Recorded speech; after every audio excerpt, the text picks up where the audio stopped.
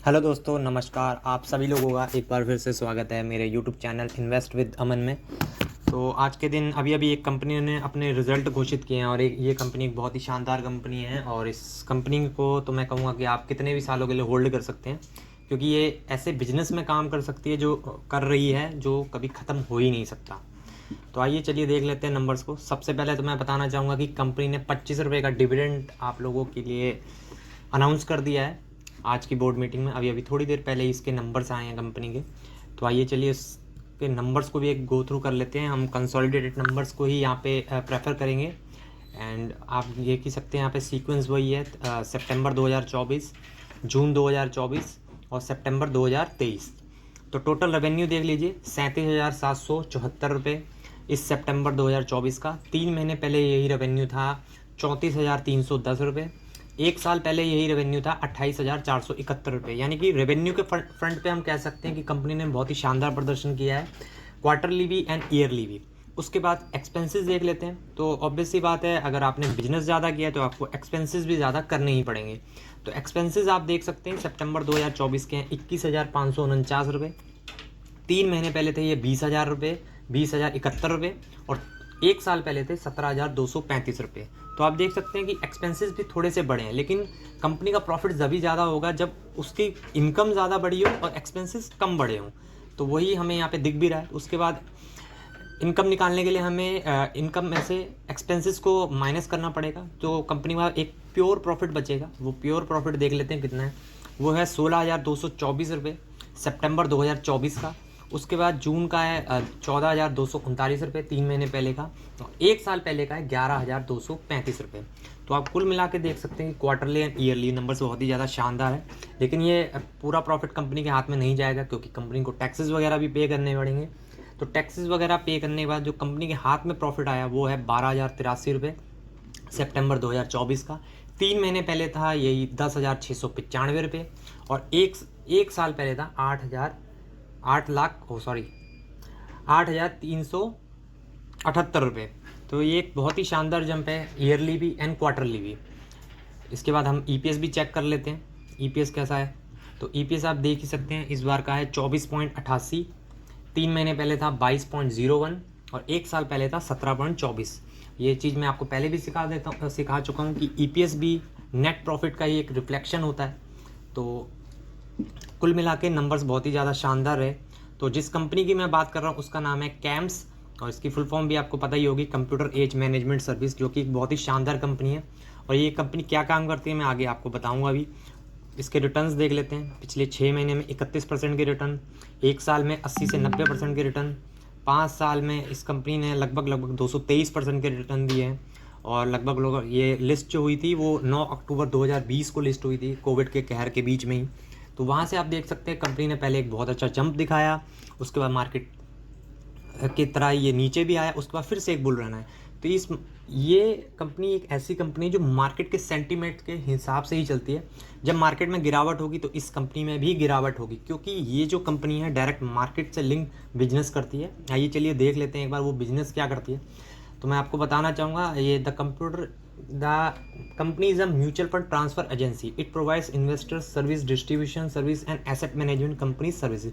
यानी कि ये कंपनी क्या करती है, आप जितने भी लोग हैं, आई थिंक बहुत सारे लोग म्यूचुअल फंड में इन्वेस्ट करते होंगे। कोई एसबीआई में करता होगा, कोई एचडीएफसी में करता होगा। तो इन सबके जो फंड्स, जो यूनिट्स होते हैं, उनको ये कंपनी हैंडल करती है। जैसे कि आप कोई शेयर खरीदते हैं तो वो शेयर्स आपके पास नहीं रहते, वो शेयर्स जाते हैं सीडीएसएल के पास। ऐसे ही ये कंपनी, अगर आप कोई म्यूचुअल फंड खरीद रहे हैं तो उस म्यूचुअल फंड कंपनी का काम है आपको अलॉटमेंट देना, लेकिन उसके जो यूनिट्स हैं वो ये कंपनी मैनेज करती है उन कंपनीज के लिए। उसके बाद हम इसके क्लाइंट को देख लेते हैं। क्लाइंट्स आप देख ही सकते हैं यहाँ पे, एक सेकेंड। क्लाइंटेल देख लेते हैं। लार्जेस्ट 10 म्यूचुअल फंड जितनी भी कंपनी हैं वो सारे इसके वो हैं। LIC, H D F C bank, SBI, सब इसके क्लाइंटेल में आते हैं। रेवेन्यू मिक्स भी आप देख सकते हैं। Non mutual fund 73%, mutual fund non asset based 14%, mutual fund asset based 13%। इसको मैं थोड़ा सा ग्राफिकल वे में आपको दिखा देता हूँ। प्रोडक्ट वॉइस ब्रेकअप में आप देख सकते हैं डेटा प्रोसेसिंग से 78 से 79% का रेवेन्यू कमाते हैं। कस्टमर केयर सर्विसेज 7 से 8%, मिसलेशन सर्विस में 5.5-6% के आसपास। Segment wise revenue RTA services जो आपको बता ही रहा था कि रजिस्ट्रार हैं ये बड़े बड़े म्यूचुअल फंड कंपनीज़ के। उसके बाद सॉफ्टवेयर से भी 8% कमाते हैं। इसका थोड़ा शेयर होल्डिंग पैटर्न भी देख लेते हैं। मार्केट कैपिटलाइजेशन आप देख सकते हैं, एक मिड कैप कंपनी है, 21,273 करोड़ का मार्केट कैप है। स्टॉक PE 55 का है। ROC जो कि बहुत ही ज़्यादा भयंकर है, 48 से 50% का है।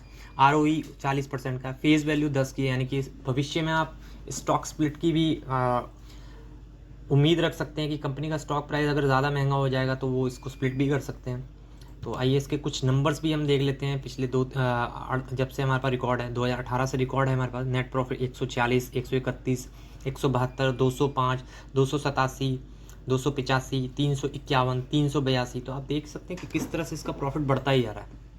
तो ये जो कंपनी है म्यूचुअल फंड जो बड़ी बड़ी AMC कंपनी है उनको अपनी सर्विसेज देती है। तो यहाँ पे शेयर होल्डिंग में भी देख सकते हैं। और कई लोगों का ये कंसर्न रहता है कि प्रमोटर्स ने यहाँ पे बेच के निकल गए, लेकिन आप एक चीज़ नोटिस कर रहे होंगे, प्रमोटर ने यहाँ पे अपना सारा माल बेचा, लेकिन वो माल जो है पब्लिक के पास नहीं गया। वो पब्लिक के बजाय जाने के बजाय FIs एंड DIs के पास गया। यहाँ देखिए 19 से 0 हुआ, और यहाँ FIs 35 के सीधा 53-55 हो गए, और 12 के DIs यहाँ पे 19 हो गए।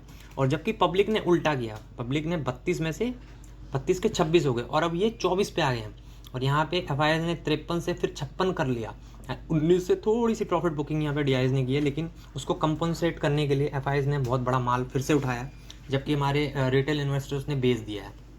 तो कुल मिला के मैं ये कहूँगा, ये कंपनी एक ऐसी कंपनी है जिसको आप कितने भी सालों के लिए होल्ड कर सकते हैं। अगर आपको लगता है कि इंडिया की mutual fund industry, Indian stock market में अभी बहुत ज़्यादा बुल रन आना बाकी है और बहुत सारा पार्टिसिपेशन अभी भी आना बाकी है, क्योंकि अगर अब अभी भी आप देखेंगे तो मुश्किल से मुश्किल 15 करोड़ डीमेट अकाउंट्स ही हैं हमारे पास।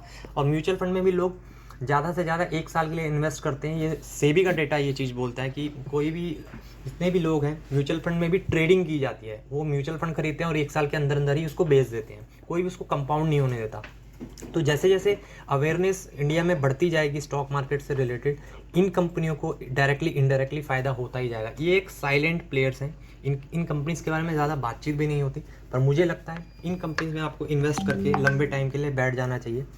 और डिस्क्लेमर रहेगा मेरा, मैं स्टॉक के बारे में जो बात कर रहा हूँ वो कोई बाइंग सेलिंग या होल्ड की मैं कोई भी राय नहीं दे रहा हूँ। ये मैं सिर्फ आपको स्टडी पर्पस के लिए ये चीज़ें बताई है, क्योंकि मैं एक सेबी रजिस्टर्ड एनालिस्ट नहीं हूँ और मैं आपको किसी भी प्रकार की कोई रिकमेंडेशन नहीं दे सकता हूँ। तो अगर वीडियो पसंद आया तो उसे लाइक करें, शेयर करें, एंड चैनल को सब्सक्राइब करना बिल्कुल ना भूलें। एंड चैनल को सब्सक्राइब करते वक्त उसमें बेल आइकन पर ऑल का बटन ज़रूर दबाएँ, ताकि आप कोई भी मेरी फ्यूचर की वीडियो को मिस ना करें। तो thanks for watching my video.